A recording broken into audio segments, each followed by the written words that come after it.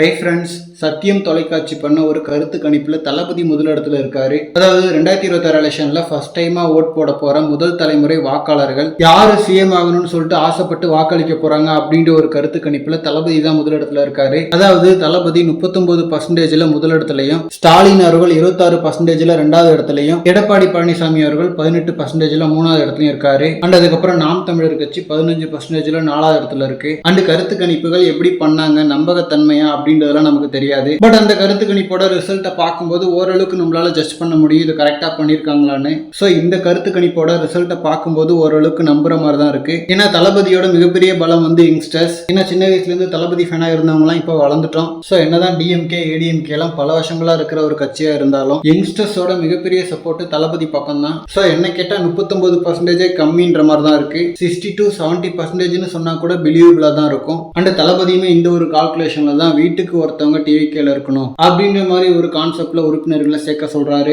And 2026 election 4 முனை போட்டியா இருக்கும் அப்படின்ற மாதிரி இதுல போட்டிருக்காங்க. பட் என்ன பொறுத்த வரைக்கும் டிவிகே, டிஎம்கே, ஏடிஎம்கேன்னு மும்முனை போட்டி தான். நார்மலாவே நாம் தமிழர் கட்சி மிகப்பெரிய ஒரு இம்பாக்ட் கொடுக்காது. நாம் தமிழர் கட்சியை ஓரளவுக்கு யங்ஸ்டர்ஸ் தான் சப்போர்ட் பண்ணாங்க. ஸோ இப்போ தளபதியோட பொலிட்டிக்கல் என்ட்ரிக்கு அப்புறம் யங்ஸ்டர்ஸ் எல்லாமே தளபதி பக்கம் திரும்பிட்டாங்க. ஸோ இப்போதைக்கு 2026 எலெக்ஷன் மும்முனை போட்டியா தான் இருக்க போது. ஒருவேளை ஏடிஎம்கே பாஜகவிலிருந்து விலகி டிவிகேல கூட்டணி வச்சா டிஎம்கே விசஸ் டிவிகே ஏடிஎம்கேன்னு இருமுனை போட்டியா இருக்கும். அண்ட் மதுரை மாநாட்டிற்கு அப்புறம் இந்த கருத்து கணிப்புகள்ல தளபதிக்கு ரெஸ்பான்ஸ் இன்னும் பயங்கரமா இருக்கும். ஓகே ஃப்ரெண்ட்ஸ், இந்த மாதிரி தளபதி பார்த்தீங்கன்னா ஹாட்டான அப்டேட்ஸ்க்கு நம்ம ஜி ஃபுட் சேனலை சப்ஸ்கிரைப் பண்ணுங்க. தேங்க்யூ.